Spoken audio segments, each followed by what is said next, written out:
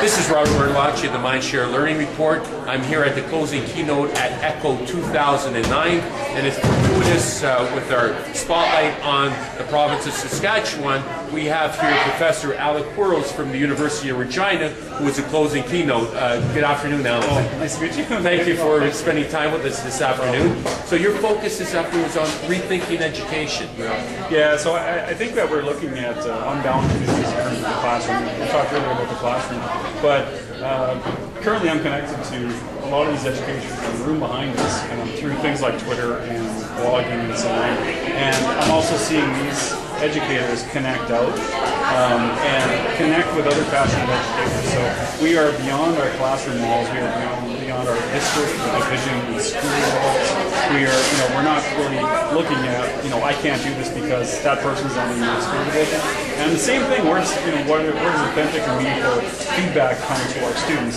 So I'm finding that one of the neat things being in this sort of connected world is seeing teachers bridge out. I get to know what they're doing. I get to highlight and focus on some of the best practice that they're doing every day in the class, how they open up their classrooms for critique, for student reflection, for student celebration of good work, and how they bring other educators in, authentic audience, to also sort of educate all our students together, because it shouldn't be a division of this school division or that, or higher ed versus K-12, or even the person down, sometimes we don't even communicate with the teacher next door.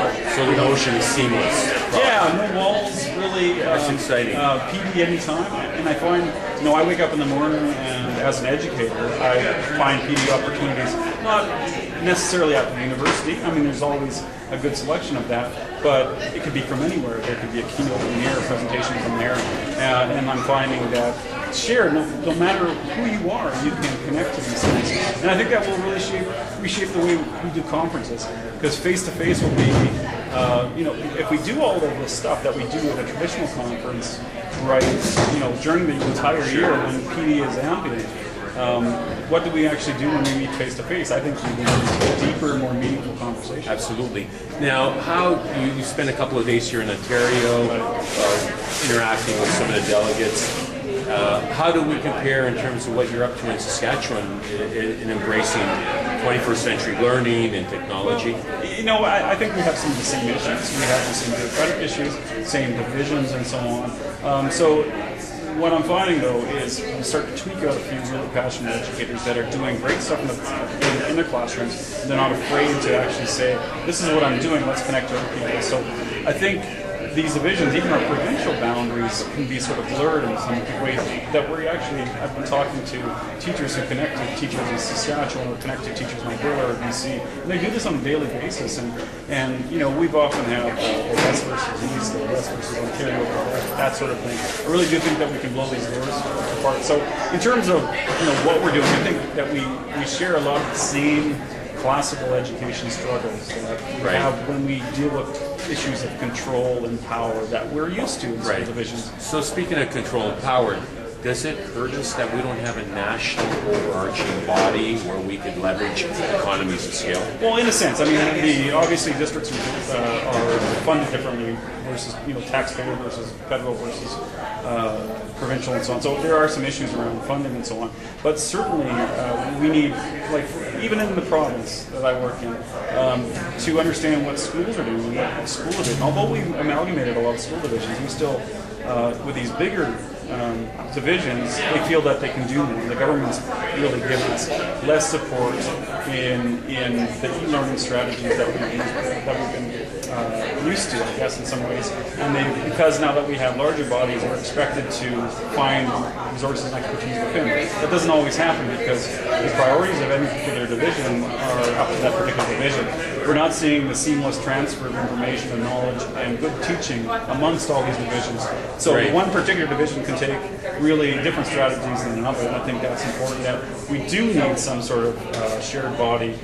We have a bit of a casual body. I'm a bit cautious about having something mandated, because sometimes when you mandate, whether it's a PLC versus a personal learning network, you can run into some issues because people, just because you build it, they may not come, right? We have to bring new, meaningful experiences that do extend across the nation and to other nations.